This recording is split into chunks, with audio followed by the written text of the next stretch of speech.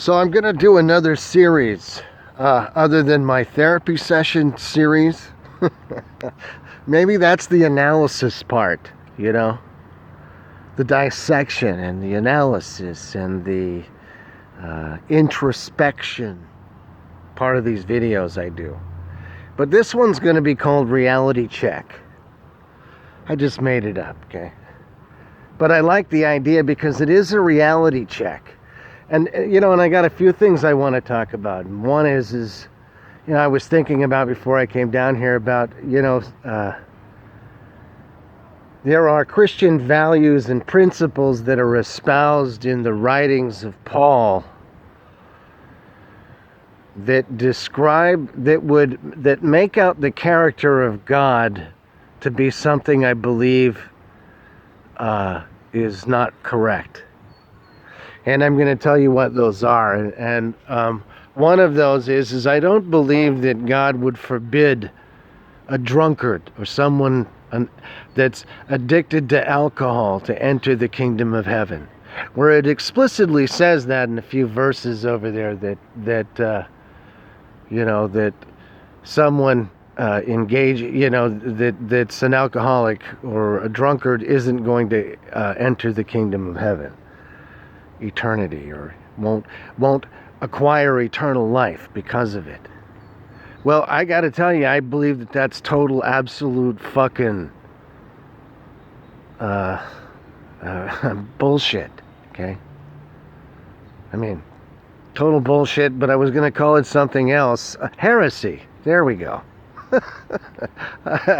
That's the word I was trying to think of, but I was like, had to go through the Rolodex there a little bit slow.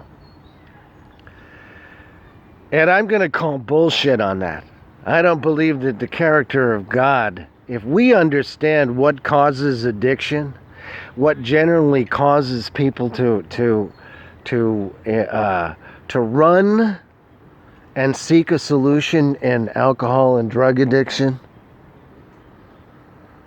and you know, when we understand that there are certain common characteristics among people that it's fishing day here. I mean, everybody's fishing, so that's what's going on around me. When we understand the dynamics of that behavior, and that generally that it's it's a form of self-seeking escape. You know, generally, you know, numerous conditions caused some, and then you have the physiological addiction, not only the psychological aspect of it, you have the physiological addiction that goes along with it, which is this obsessive, compulsive, and it's basically, and then you have the other involuntary mechanisms of physiology that go into play, that the body goes into a stress when that chemical is no longer present. It doesn't have shit to do with your will or your desire. Your body begins to go into a stress mode. It thinks it's dying, in a sense, in a way, on a cellular level, in a way. It believes that once a foreign chemical has been introduced to the body becomes accustomed to functioning with that chemical present. When that chemical's not present, then the body undergoes a degree of stress, because that chemical is not present at threshold levels. Yeah. And you got to watch those thresholds depending upon the particular chemical or the type of opioids, for example, heroin. You got to watch out for those kinds of threshold levels that can build up tolerances and, you know, all kinds of dynamics that go along with it. Okay, and we're just human beings, and we understand these aspects of it.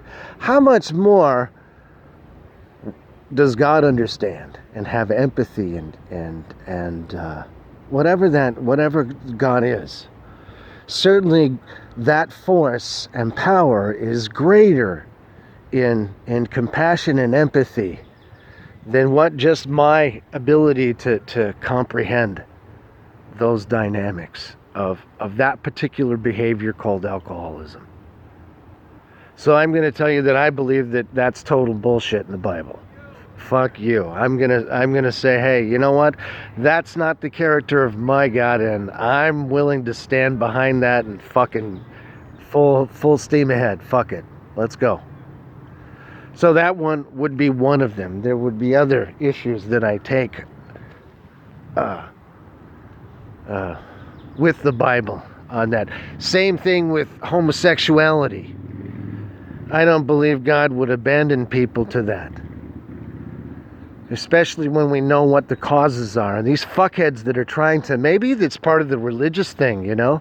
They're trying to say that you were born that way so they can rationalize the idea that you were born a sinner or some shit. Ah, who the fuck knows, okay?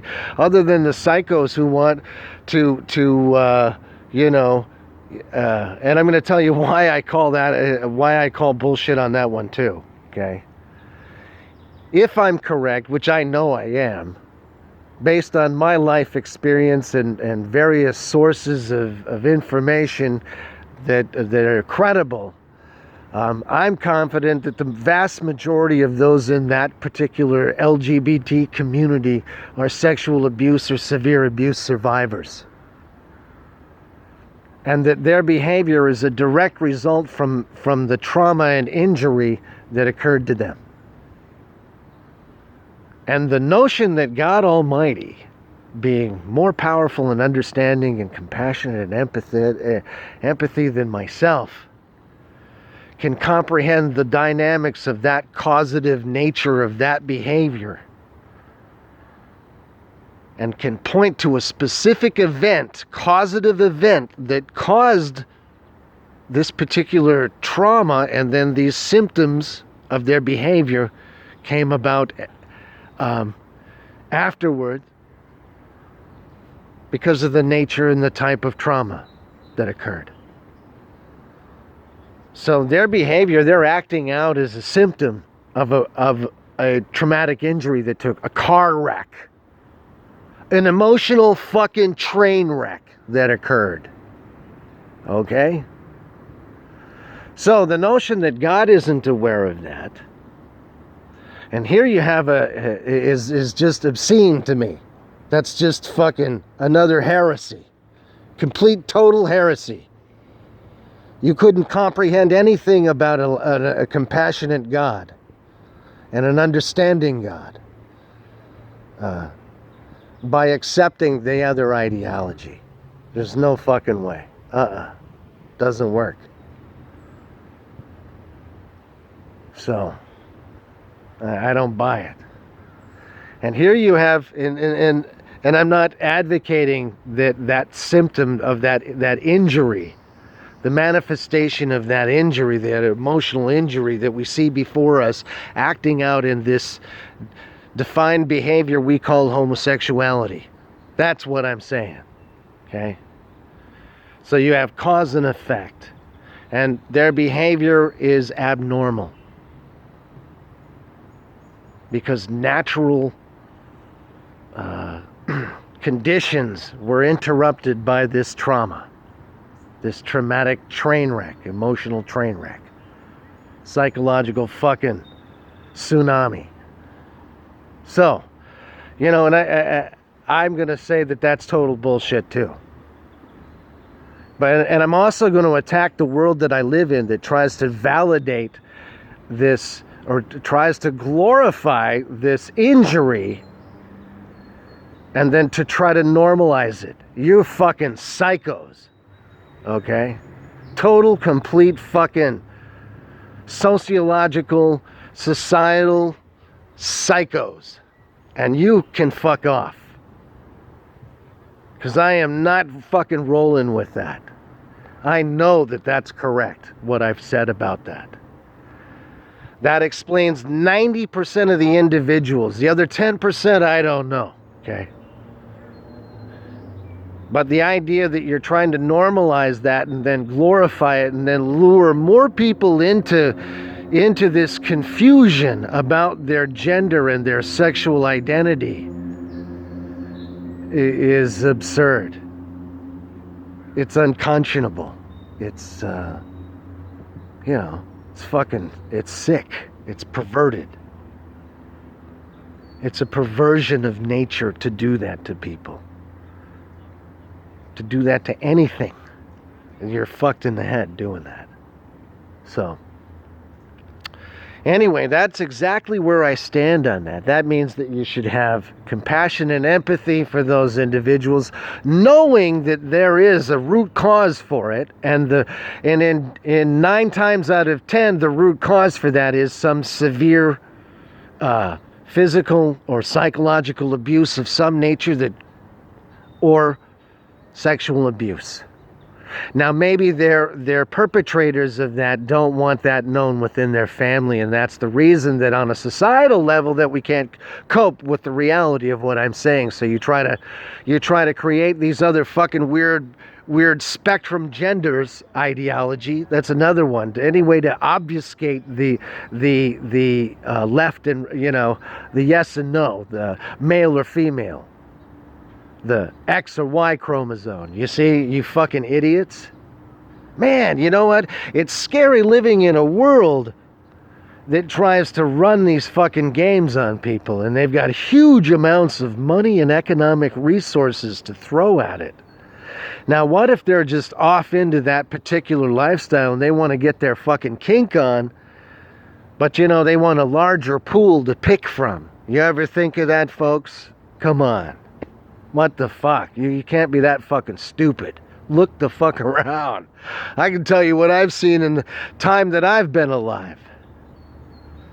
And the things that I've seen them try to do and they're still trying to do. And you know what? That's why I had to break it down to its simplest level to do a reality check on it. So what do I believe? Do I believe that there are things that are said in the Bible that are true and correct and are harmonized with God, the Creator? God? Yeah. Yes.